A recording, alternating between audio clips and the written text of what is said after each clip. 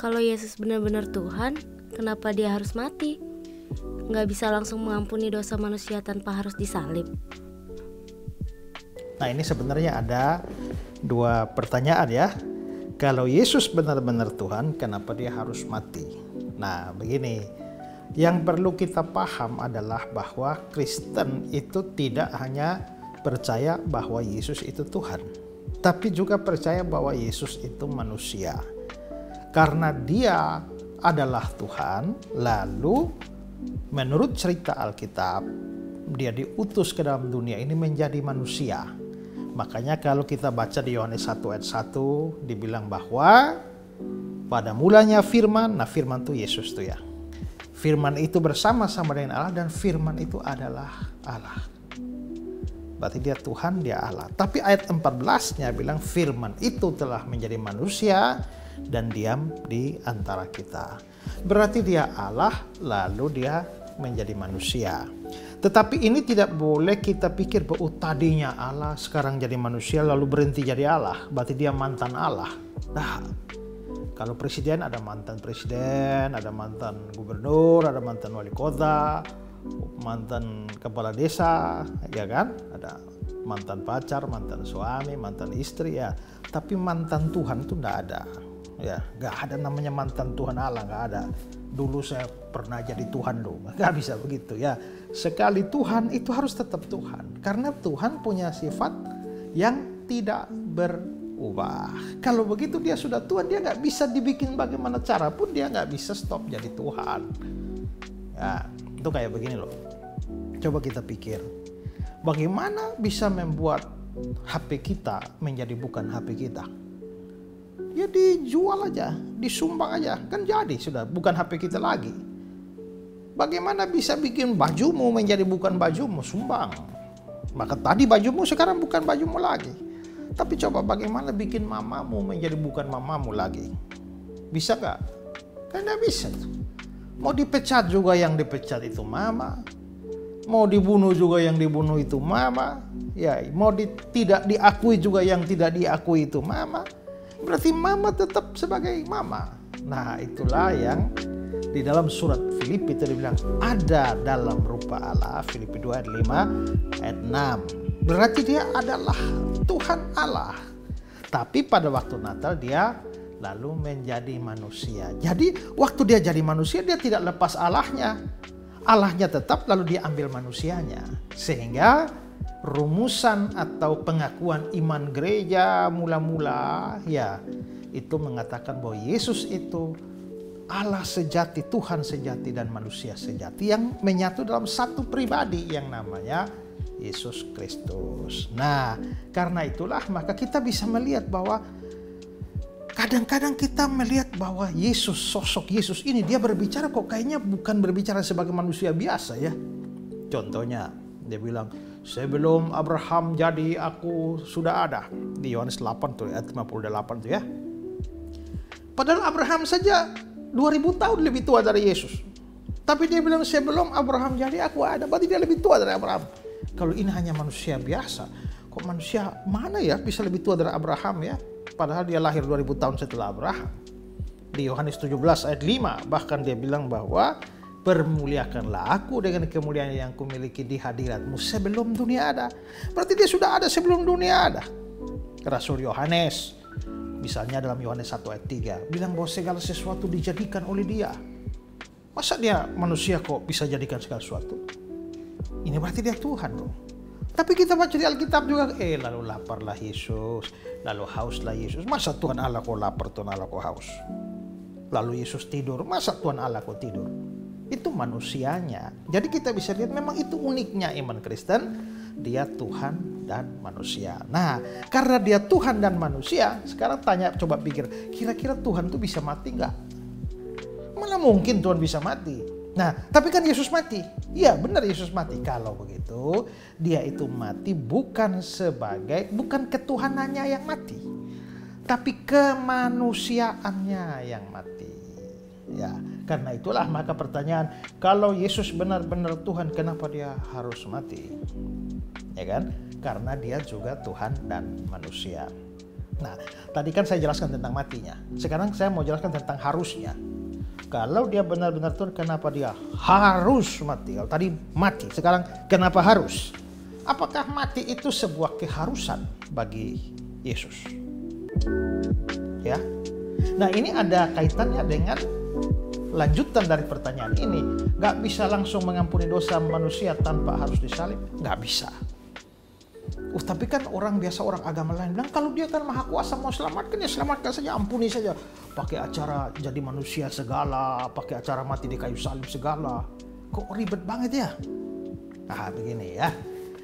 Mungkin kalau orang agama lain tidak punya konsep seperti Tuhan Allah yang maha adil, yang pasti menghukum orang berdosa. Kita semua ini kan orang berdosa, semua manusia orang berdosa. Nah, Tuhan yang adil tidak mungkin tidak menghukum orang berdosa. Coba baca dalam Nahum 1 ayat 3 itu ya. Tuhan itu panjang sabar, besar kasih setianya, namun tidak sekali-kali membebaskan orang bersalah dari hukuman. Ya kan? Berarti yang bersalah pasti dihukum. Terus hukumannya apa yo? Nah, menurut Kejadian 2 ayat 17 kan Tuhan suruh manusia di taman itu makan semua buah dalam taman ini kecuali satu. Kalau kamu makan, pastilah kamu mati. Kejadian 2 ayat 17. Jadi hukuman dari dosa itu mati. Nanti di dalam surat Roma pasal 6 ayat 23, upah dosa ialah maut, upah dosa ialah mati. Nah, kalau begitu hukuman bagi orang berdosa adalah mati. Tapi kan Tuhan Allah menyayangi manusia, sehingga dia mau menyelamatkan manusia. Tapi dia mau menyelamatkan manusia bukan dengan meniadakan hukuman. Kalau meniadakan hukuman matinya ditiadakan, itu namanya tidak adil. Jadi dia tidak meniadakan hukuman, tapi dia mengalihkan hukuman. Jadi mestinya hukuman yang kita terima itu dialihkan. Dialihkan kepada siapa? Ya dialihkan kepada yang mau jadi juru selamat. Nah, gitu ya. Nah, terus siapa yang bisa jadi juru selamat? Yang jadi juru selamat itu harus tidak berdosa. Kenapa? Karena kalau berdosa juga dia juga binasa dong, dia juga mati dong. Jadi juru selamatnya harus tidak berdosa. Satu pun tidak boleh. Karena itu semua manusia sudah berbuat dosa, maka juru selamatnya tidak boleh dari manusia. Juru selamatnya itu harus Tuhan sendiri, karena hanya Tuhan yang tidak berdosa. Tapi juru selamatnya mau menanggung hukumannya apa? Hukumannya mati. Juru selamatnya harus Tuhan, tapi harus mati. Lah, kalau harus Tuhan lalu harus mati, kan yang mati itu bukan Tuhan, yang Tuhan nggak bisa mati. Nah, terus bagaimana dong? Nah, akhirnya yang Tuhan itu mengambil kemanusiaan, jadi manusia waktu Natal tanpa hilang Tuhannya. Nah, sehingga akhirnya dia bisa dibunuh mati. Jadi mengapa harus acara mati disalib? Karena itu untuk membayar hutang dosa kita. Dosa itu hutang di hadapan Allah menurut Alkitab. Matius 6 ayat 12 tuh ya. Ampunilah kesalahan kami. Kesalahan itu dalam bahasa asli Alkitab itu adalah hutang. Jadi hutang kita dibayar. Bayar pakai apa? Bayar pakai nyawa. Juru selamatnya harus mengorbankan nyawanya. Itulah sebabnya Yesus bilang dalam Matius 20:28, anak manusia datang untuk memberikan nyawanya menjadi tebusan bagi banyak orang. Itulah sebabnya Yesus mati. Tapi bukan Tuhannya yang mati, kemanusiaannya yang mati. Tujuannya mati apa? Untuk membayar hutang dosa. Waktu dia bayar di atas kayu salib, lalu dia di atas kayu salib kan dia bilang sudah selesai, sudah lunas, sudah genap. Maka hutang dosa itu sudah dibayar. Nah, kalau kamu percaya Yesus, hutang dosamu sudah dibayar. Ya, sudah ada juru selamat bagimu. Tapi kalau kamu tidak percaya, kamu tidak ada juru selamatnya. Nanti kamu bayar sendiri hutangnya. Bayar pakai apa? Ya pakai nyawamu masuk neraka. Nah, karena itulah maka orang yang percaya Yesus tuh dia pasti selamat. Sekarang ya gini ya. Kalau saya punya utang ya sama kamu, saya tidak bisa bayar. Utangnya berapa? Utangnya 100 juta. Lalu datanglah, karena saya nggak bisa bayar, datanglah satu orang mau tolong saya, dia jadi juru selamat saya. Lalu dia bilang, Pak Isra utangnya sudah dibayar. Udah dibayar berapa? Kan utangnya kan 100 juta. Udah dibayar berapa? 90 juta. Apakah saya masih lolos? Enggak lolos. Kenapa? Karena walaupun sudah dibayar kan baru 90, masih sisa 10. Tapi kalau orangnya sudah saya bayar 100 juta lunas, apa saya masih takut lagi? Tidak lagi. Kenapa? Sudah lunas kok. Nah, Yesus itu otomatis sudah kasih lunas semua hutangnya. Jadi yang percaya pada Dia tak mungkin ditagih lagi hutangnya oleh Tuhan Allah. Makanya kita pasti selamat, tidak binasa, tidak masuk neraka, melainkan dapat hidup kekal, masuk surga. Itulah Yohanes 3:16, supaya setiap orang yang percaya kepadanya tidak binasa, melainkan beroleh hidup yang kekal. Kalau nggak percaya, ya pasti binasa dong. Nah, sekarang pertanyaannya, kamu ini sudah percaya atau belum? Nah, maka bagaimana sih percaya itu?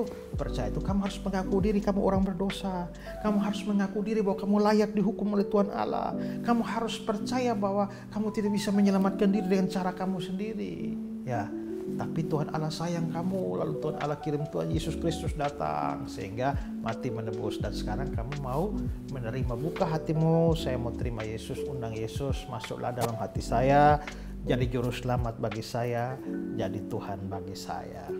Dulu ada lagu bilang, mari masuk, masuk hatiku ya Yesus. Nah itu, percaya itu begitu. Karena itu marilah kita semua sungguh-sungguh percaya supaya nanti kita bisa selamat, bebas dari kematian atau hukuman kekal, sebaliknya dapat hidup kekal. Tapi kan Pak Isra, saya sudah jadi Kristen. Nah, biarpun sudah jadi Kristen, Yudas saja bukan Kristen tuh, Yudas itu rasul, tapi dia tidak pernah percaya Yesus sungguh-sungguh. Akhirnya dia binasa, masuk neraka.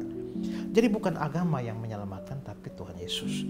Karena itu kalau kita hanya agama Kristen tapi tidak buka hati untuk Yesus, kita tidak bisa selamat ya. Jadi baiklah sudah Kristen, tapi harus pastikan bahwa Tuhan Yesus betul-betul ada di hati kalian semua.